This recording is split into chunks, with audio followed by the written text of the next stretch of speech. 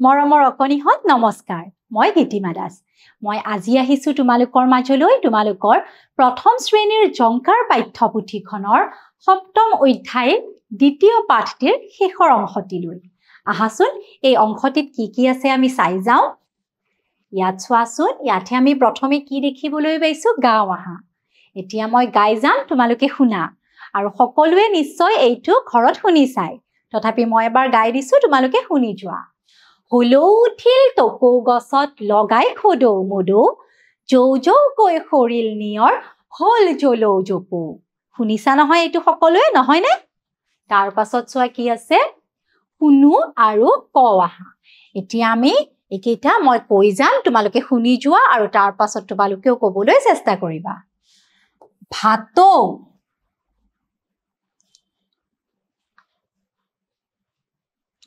এতিয়া চোৱা ইয়াতে কি দিছে শুনো আৰু ক আহা মই কৈ গৈছো তোমালোকে শুনি যোৱা তাৰ পাছত তোমালোকেও ক'বলৈ চেষ্টা কৰিবা ভাতৌ নৌকা কপৌ চৌকা চৌ কৌপাত মৌমাখি ৰৌ মাছ মনত ৰব নহয় সকলোৰে তাৰ পাছত চোৱাচোন কি আছে ওপৰৰ শব্দবোৰ চাই ঔকাৰ থকা আখৰ কেইটা লিখো আহা ইয়াতে চোৱা ইয়াতে আমি যি কেইটাত ঔকাৰ আছে সেই আখৰ কেইটা আমি লিখিম কি চোৱা ভাতৌ নৌকা কপৌ এইকেইটাত ঔকাৰ আছে নহয় গতিকে আমি এই আখৰ কেইটা ইয়াত এনেদৰে লিখিম তাৰ পাছত নৌকাত আছিল হয় না নহয় আৰু কিহত আছিল চাওঁ আহাচোন কপৌ চৌকা তাৰ পাছত দিও আমি ইয়াতে কপৌৰ কিহত আছিলে পদ হয় না নহয় তাৰ পাছত চৌকাৰ আছিলে চৌকাত আছিলে নহয় ঔকাৰ গতিকে আমি এইটো লিখিলো চৌ তাৰ পাছত এটা আমি কি পাইছিলো কৌপাত গতিকে আমি ইয়াতে লিখিম কৌ হয় না নহয় বাৰু আৰু কি আছিলে আহাচোন চাওঁ মৌ ৰৌ হয় না চোৱা ইয়াতে এতিয়া আমি কি লিখিম মৌমাখিৰ মত আছিলে নহয় ঔকাৰ মত মৌ তাৰ পাছত আৰু কিহত আছিলে ৰৌ মাছৰ ৰৌ মনত ৰব নহয় সকলোৰে তাৰ পাছত চোৱা কি আছে পঢ়ো আহা মই পঢ়িছো তোমালোকে শুনি যোৱা সুমনৰ ঘৰ পাহাৰৰ ওচৰত পাহাৰত বহুতো গছ গছনি আছে পাহাৰৰ পৰা নিজৰা বয় পাৰিবা নহয় সকলোৱে তাৰ পাছত চোৱা কাষৰ বাকচটোৰ পৰা উপযুক্ত আখৰ আনি শব্দবোৰ সম্পূৰ্ণ কৰো আহা এইফালে দেখিছা নহয় এই বাকচটোত কিছুমান কি আছে আখৰ আছে এইবোৰ আমি ইয়াতে লিখি ইয়াতে থকা শব্দবোৰ সম্পূৰ্ণ কৰিম ইয়াতে চোৱাচোন প্ৰথমতে ন আছে আমি ইয়াতে কি দিব পাৰো ইয়াত আমি দিলো উন এইটো আছে ঢৌ ইয়াৰে আমি কি দিম ল দিম ল দিলে ইয়াতে কি হ'ব ঢোল তাৰ পাছত চোৱা কি আছে কা ইয়াৰ পৰা আমি কোনটো নিম ইয়াৰ পৰা নিম আমি চৌ কি হ'ব তেতিয়া চৌকা তাৰ পাছত চোৱা কোন আছে নহয় আমি ইয়াতে কি দিব পাৰো ধা ইয়াতে আমি দিলো ধা কি হ'ল ঢাকোন তাৰ পাছত কি আছে নৈচ ইয়াৰে আমি কোনটো নিম ইয়াৰে আমি আনিলো ঊনৈশ আৰু এইটো কি আছে মাখি আছে ইয়াৰে আমি কি লৈ যাব পাৰো মৌ কি হ'ব তেতিয়া মৌ নিলে ইয়াতে আমি যেতিয়া মৌ দি দিলো কি হ'ল মৌমাখি পাৰিবা নহয় এতিয়া আমাক ইয়াত কি কৈছে ছবি চাই কথা পাতো আহা আমি এই ছবি কেইখন চাম আৰু কথা পাতি যাম প্ৰথম ছবিখনত আমি কি দেখা পাইছো এটা হাতী এখন নদীৰ ওচৰলৈ আহিছে হয়নে তাৰ পাছত চোৱা নদীখনত হাতীয়ে কি কৰিছে খুৰেৰে পানী ছটিয়াই আছে আৰু নদীখনত কি আছে বেলেগ কি দেখা পাইছো আমি গড় মহ বান্দৰ গাহৰি কাছ, হাঁহ, হৰিণা আৰু শিয়াল দেখা পাইছো হয় না নহয় বাৰু তাৰ পাছত চোৱা ইয়াতে কি দেখিছো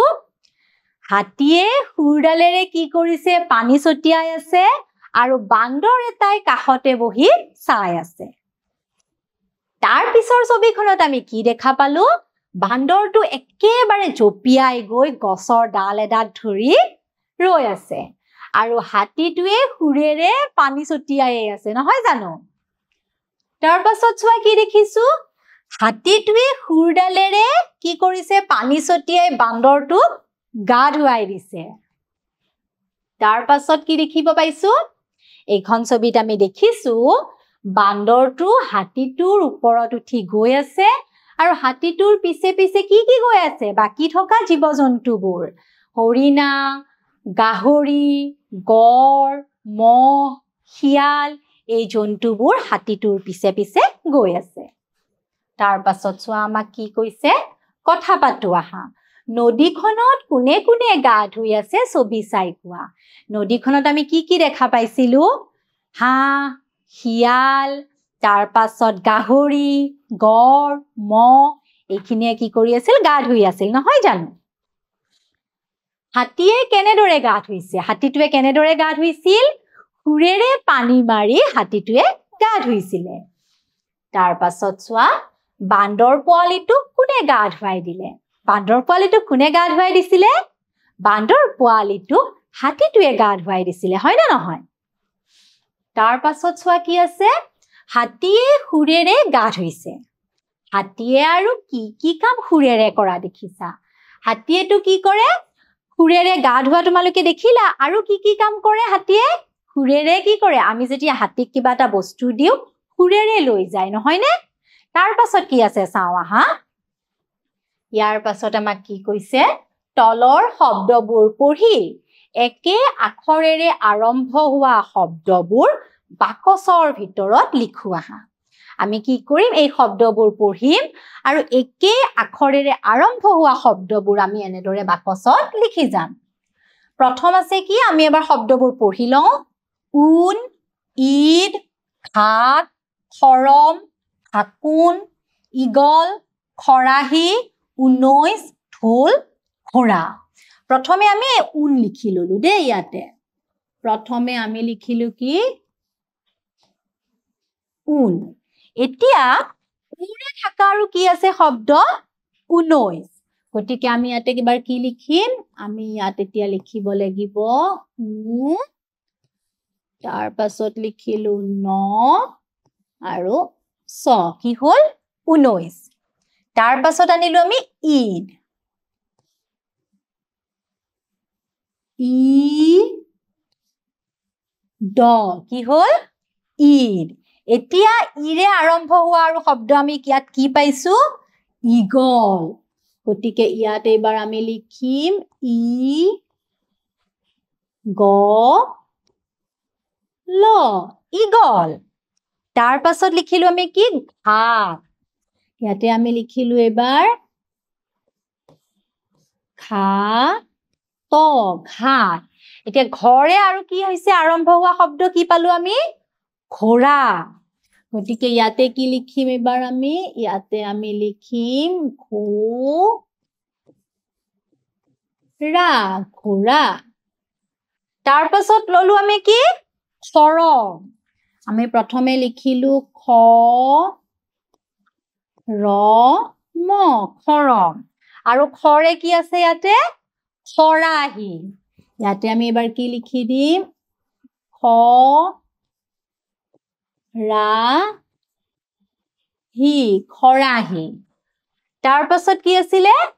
ফাকুন ইয়াতে আমি লিখিলো ধা উ ন ঢাকুন তাৰ লগত কি মিলিব ঢাকুনৰ লগত ধ থকা শব্দ ঢোল ঢোল কি হৈছে ধৰে আৰম্ভ হৈছে গতিকে ঢাকুন আৰু ঢোল ধৰিব পাৰিছা নহয়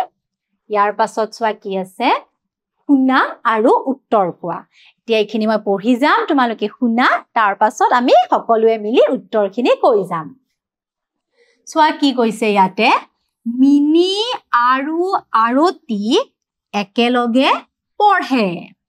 মিনিহঁতৰ ঘৰ চাহ বাগিচাত আৰতিৰ ঘৰ নগৰত আৰতিয়ে মিনিৰ পৰা ঝুমুৰ নাচিবলৈ শিকিছে মিনি আৰু আৰতি কি হয় একেলগে পঢ়ে দুয়োগৰাকী বান্ধৱী মিনিহঁতৰ ঘৰ ক'ত চাহ বাগিচাত আৰু আৰতিৰ ঘৰ নগৰত আৰতিয়ে মিনিৰ পৰা ঝুমুৰ নাচিবলৈ শিকিছে মনত ৰৈছে নহয় সকলোৰে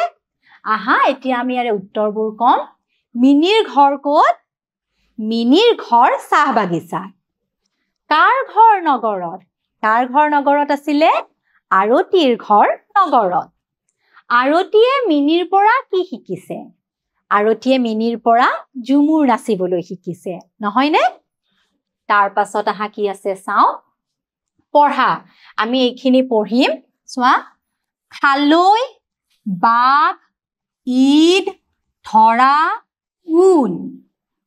শিয়ালে হোৱা দিয়ে বাঘে বুজৰে কুকুৰে ভুকে মিউ মিউ কোনে কৰে মেকুৰীয়ে কৰে হয়নে এইখিনিলৈ সকলোৱে বুজিব পাৰিলা আমাৰ এই অধ্যায়টি ইমানতে সমাপ্ত হ'ল মই আকৌ আহিম তোমালোকৰ মাজলৈ আন এটি অধ্যায় লৈ ধন্যবাদ